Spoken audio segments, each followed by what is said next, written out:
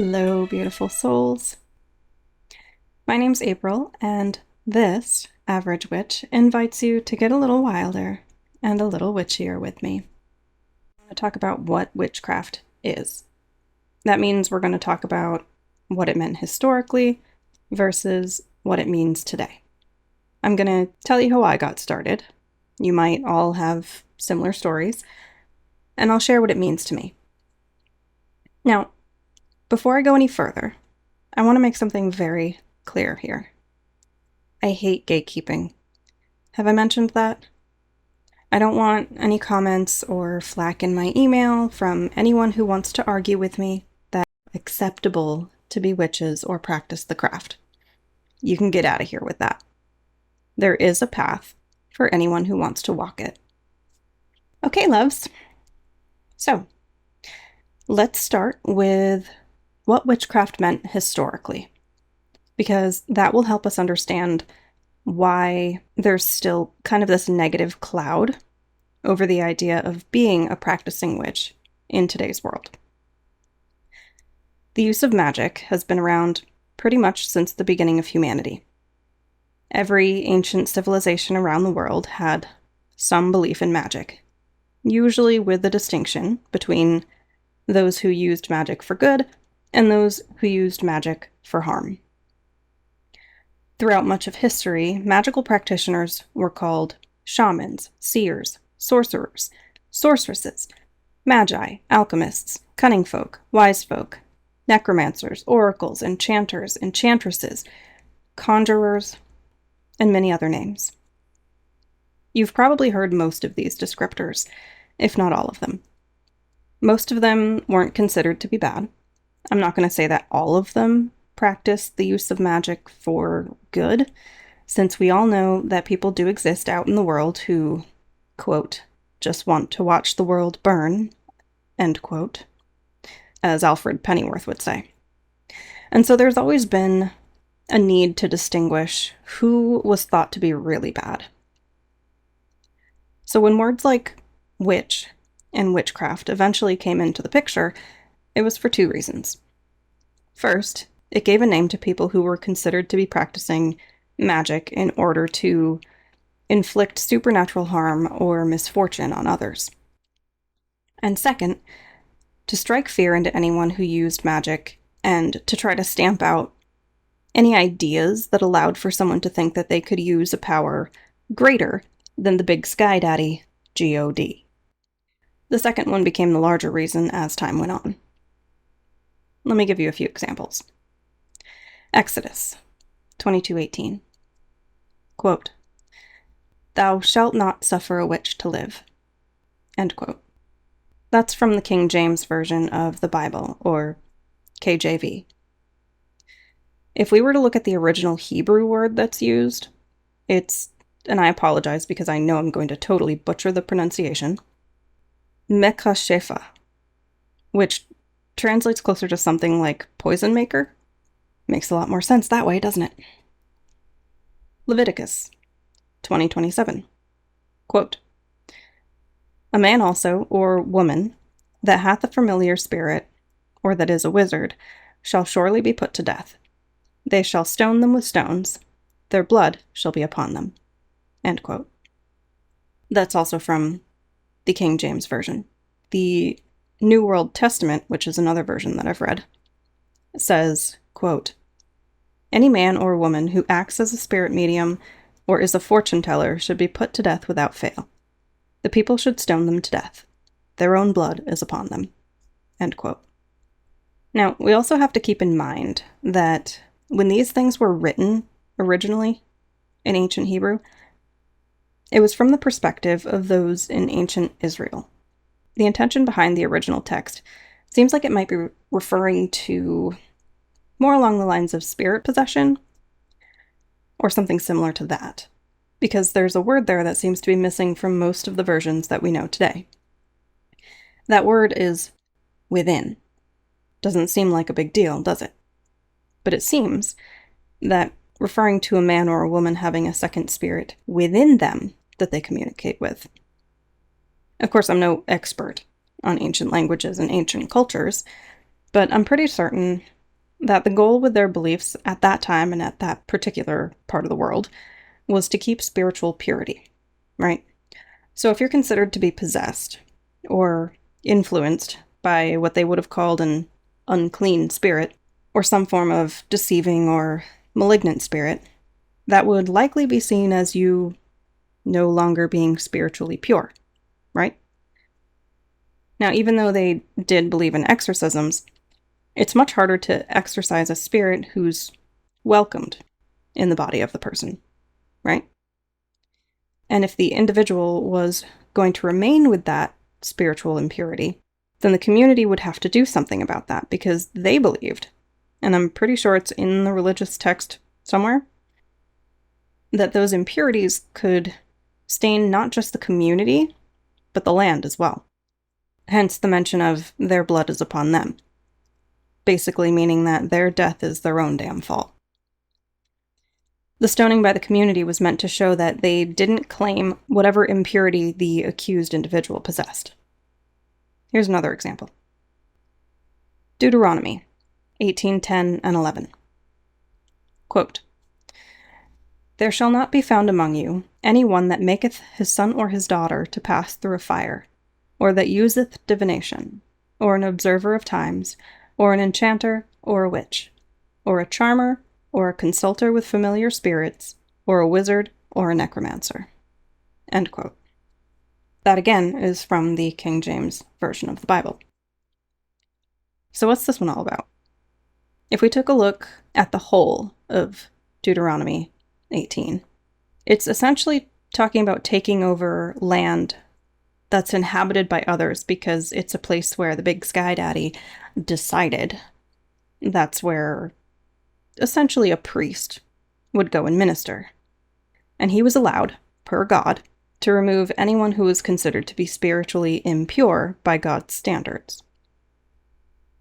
It's also warning against taking on the beliefs of the people who already reside there, calling those indigenous to the land, and their indigenous beliefs, an abomination. Now, of course, indigenous practices in other lands would be considered total horrors to the ancient Israelites and early Christians as they moved further out and away from their home in order to preach. So it makes sense that every other belief system would be considered an abomination. Plenty of things would be flagged as going against spiritual purity, and as we've already started to see, that spiritual impurity wouldn't just affect the individual. It was thought to affect the surrounding community as well. So the indigenous were often either cast out of the land that they considered home, or they were killed, or they would be forced to convert in order to preserve that spiritual purity. For those of you who are probably wondering why I'm talking about this, let's go back and talk about where those Bible passages came from. The passage quotes that I pulled out, like I said, came from the King James Version, which wasn't published until 1611. And it's translated from texts that were centuries old, even in the early 1600s. The original religious text was written in 3 different languages. Ancient Hebrew for the majority of the Old Testament, with some sections in Ancient Aramaic, and Hellenistic Greek, which was the most common language in the Mediterranean at the time of its writing. King James wasn't the first to have the religious text translated to English, but his version became widely popular. The translation of the text into English, which first happened in the late 1300s, was one of the major factors in kicking off the witch trials all across Europe and beyond. The King James Version played a particularly significant role in the later witch hunts and trials. And there's a reason for that. You see, good old King James VI of Scotland found himself growing ever more obsessed with the occult from 1589 and on.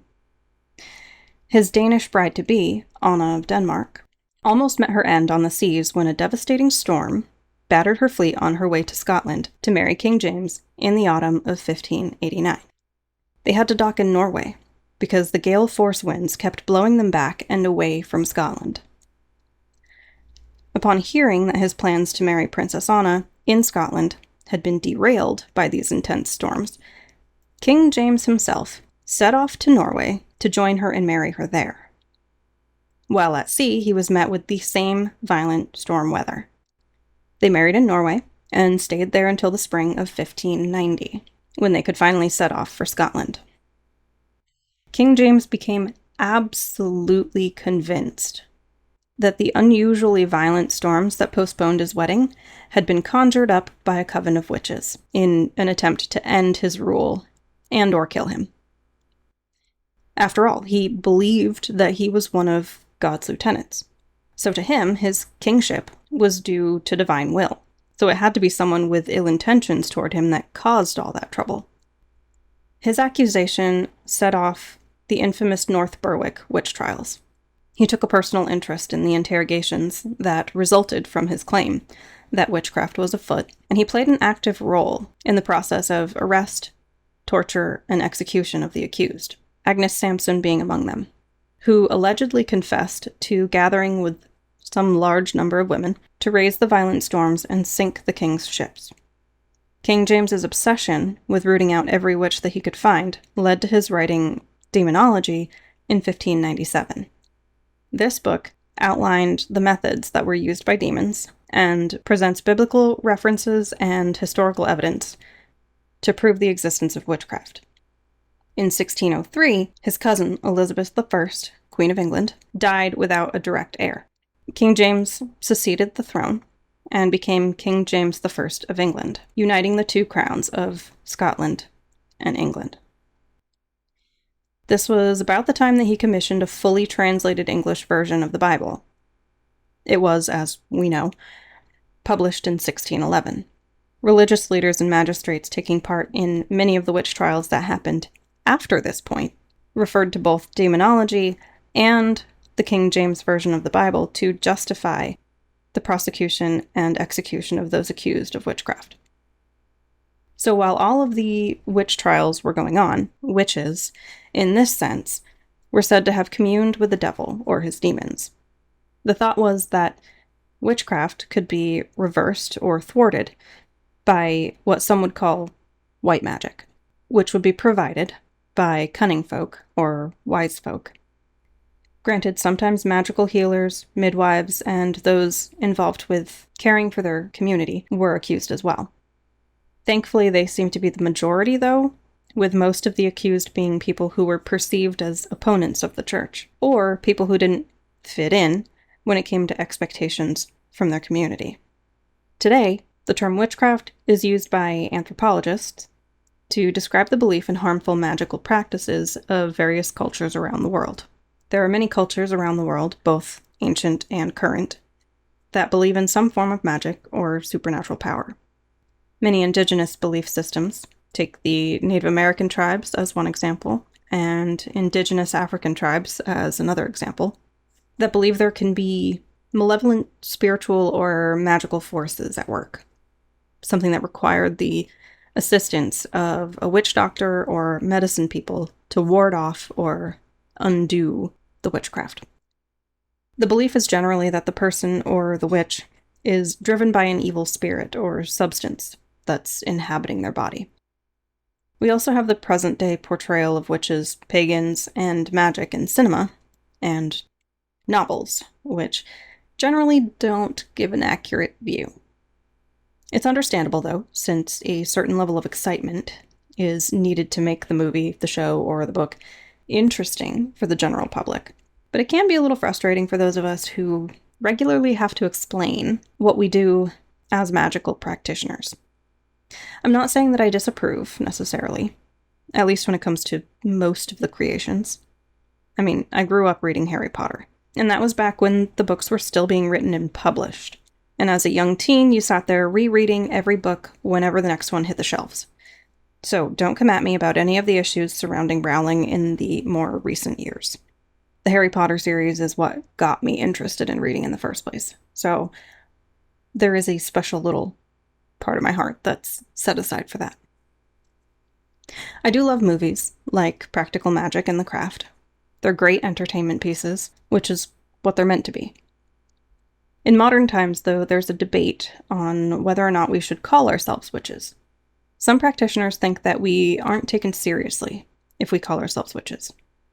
And to some degree, that's true. There are people who look at me like I'm off my rocker if that word comes out of my mouth in conversation. I'm pretty sure it's because they wonder if I actually think I could fly on a broom or turn someone into a toad if I wanted to. There are some people who think it's a disservice to the people who were executed for witchcraft, though, which I understand. But then there's also many people who think more along the lines of myself, who take the terms witch, witchcraft, pagan, and any of those other terms that historically meant something negative. And because of the horrors that took place in history surrounding witch trials and the demonization of countless polytheistic or animistic indigenous beliefs that included magical practices or spirit deity communication, that's why we're calling ourselves witches. That's why we're calling ourselves pagan. That's why we're saying we practice witchcraft, and so forth. We're self-proclaimed witches because we're reclaiming the terms and rebranding them. Because folk magic, herbalism, and spiritual healing and exploration were suppressed for so long, branded evil, and misunderstood because it tended to threaten the power structures of the theocracy, the religious oligarchy, and by extension, the church itself. Christianity specifically relies heavily on fear-based narratives about punishment, sin, and eternal consequences. The idea that the divine is outside of the individual and has to be attained through specific means. Within many of the branches, there's a constant battery of you aren't good enough as you are. You're unworthy. Your natural state of being is sinful, and therefore you have to spend your whole life proving that you're worthy of heaven by abiding by X, Y, Z. In contrast, neo-pagan witchcraft, which is technically what the majority of self-proclaimed witches of today are practicing, is a life-affirming practice of working with energy to create change. It's an umbrella term, for sure, for the practices that include nature worship, magic, or if you want to call it energy manipulation, go ahead and call it that, divination, herbalism, and often working with or worshipping a pantheon of deities. It's about living with awareness, intention, and spiritual sovereignty. We strive for self-awareness, connection, and growth. We follow our own personal path, many of us with the belief that the divine is already within us, and always has been. Witchcraft, to me, is a craft. It's a practice that you study, not just by observation or by reading about it, but by experiencing it, by incorporating your craft into your life. The energies that are worked with in witchcraft are both male and female, and everything in between, and none of that all at the same time. It's neutral and fluid in its normal state. It means that male, female, and every other identity of the self can all be witches, or whatever descriptor that you want to use. You don't have to have a specific identity to practice. You don't have to specifically call yourself a witch to practice. You can use whatever term you want to use, or none at all.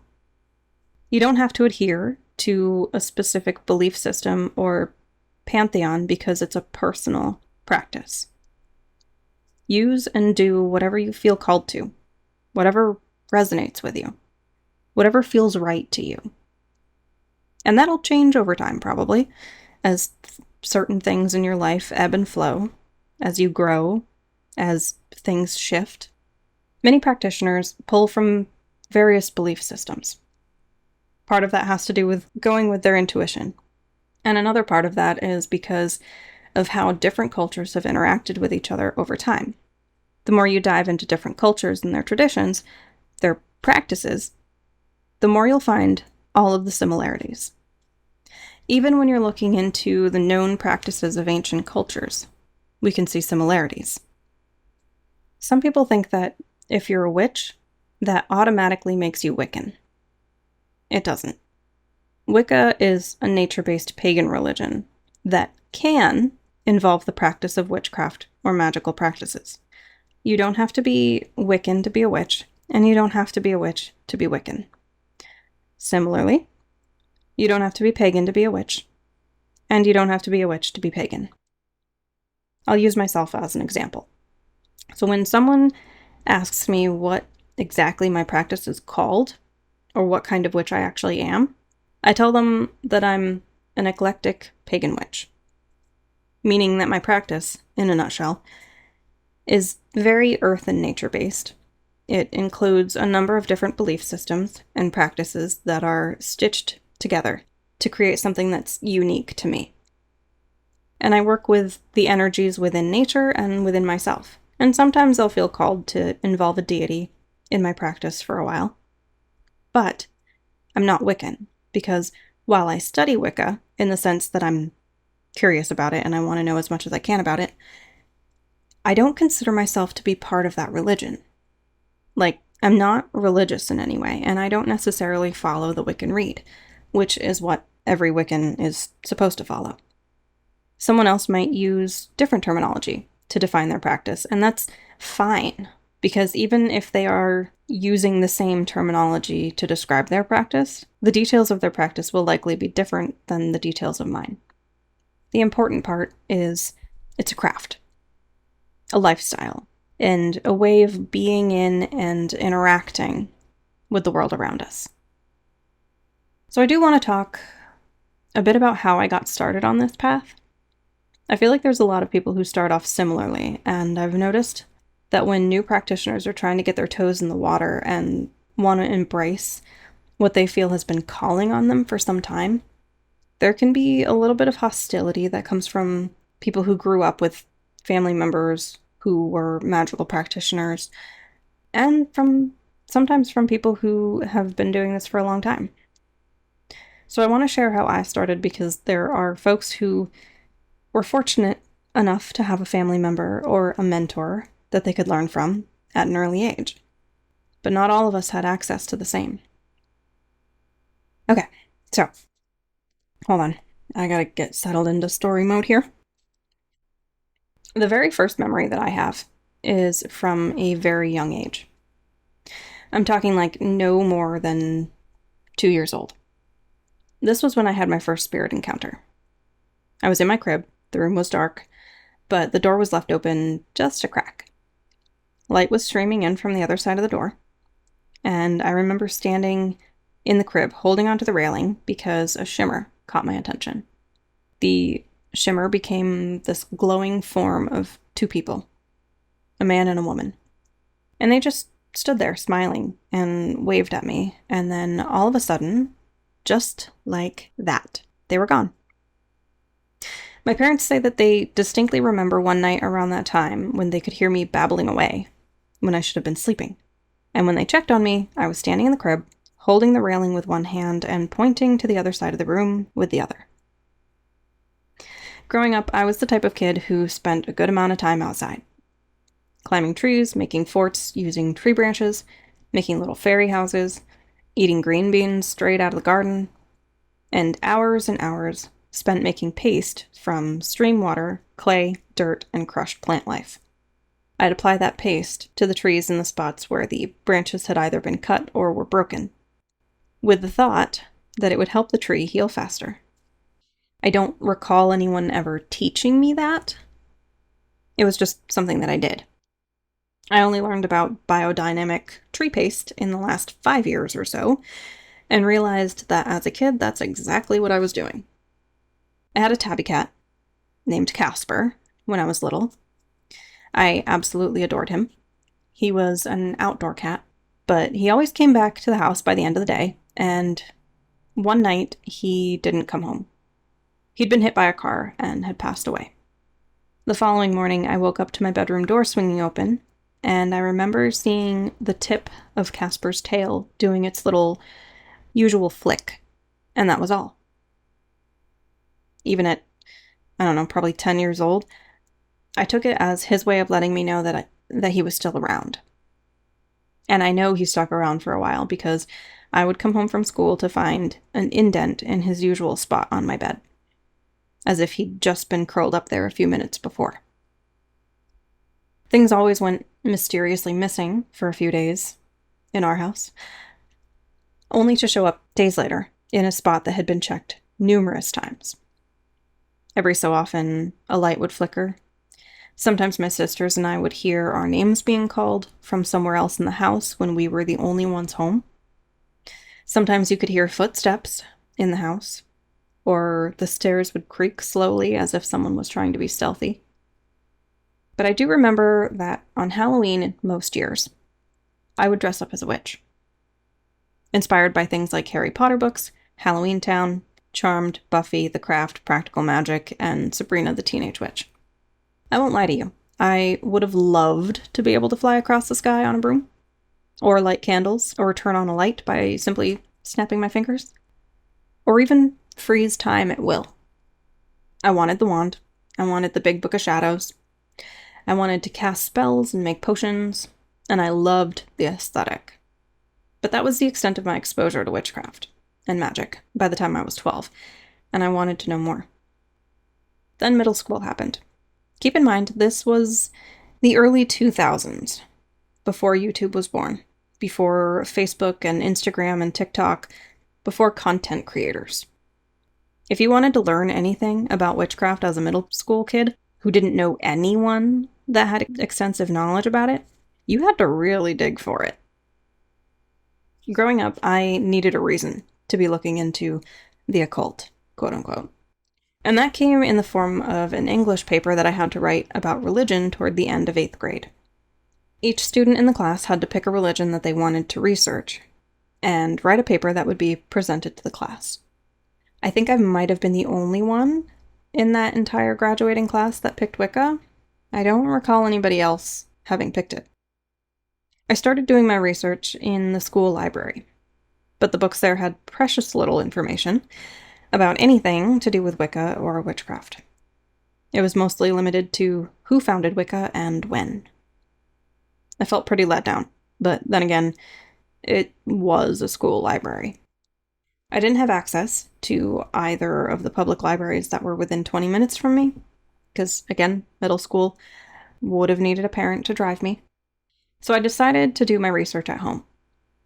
I didn't realize just how tightly locked down the parental controls were on the family desktop until I started trying to do my research for that paper.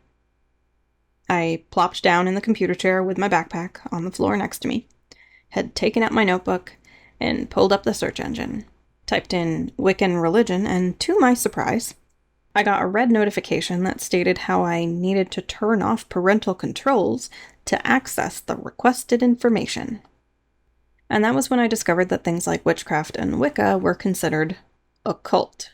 And occult was an option to check off in the parental controls.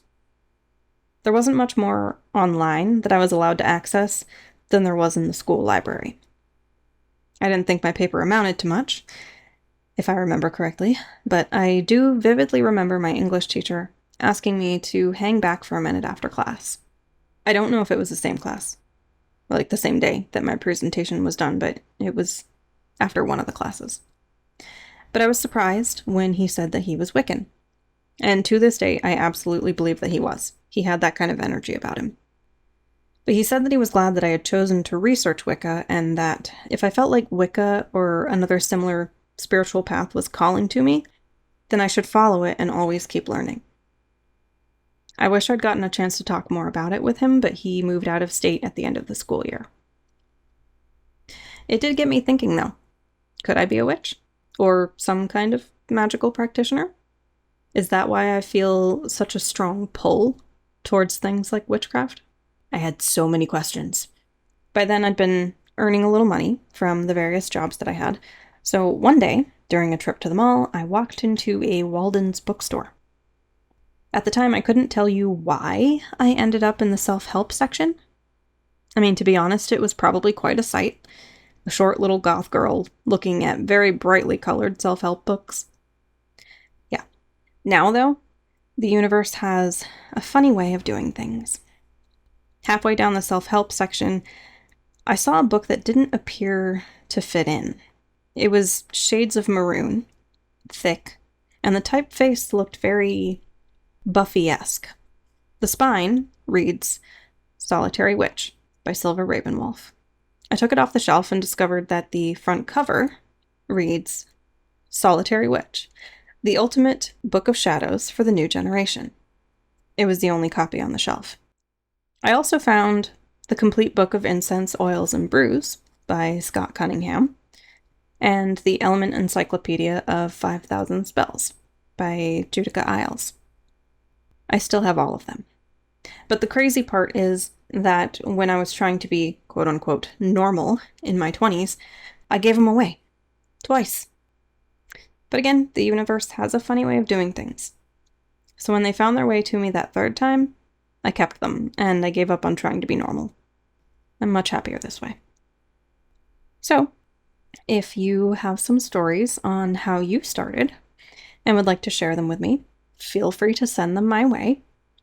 If I end up getting enough of them, I may try to do some sort of compilation of stories, because that would be fun. To keep yourself in the circle, follow, subscribe, sign up to all of the places where you can find me. I'm on Facebook, This Average Witch, on Instagram at This Average Witch, on Blue Sky at thisaveragewitch.bsky.social, on YouTube at This Average Witch, on Substack at This Average Witch, or you can just email me, thisaveragewitch@gmail.com. And if you'd be so kind, like, share, give me a lovely rating where possible, leave a comment, give me a shiny review. All of that helps in more ways than you can imagine. Get a little wilder and a little witchier each week with me as we talk about all things witchy, supernatural, spooky, and spiritual. Let's awaken our magic, shall we? Much love to you all, and I'll catch you next week.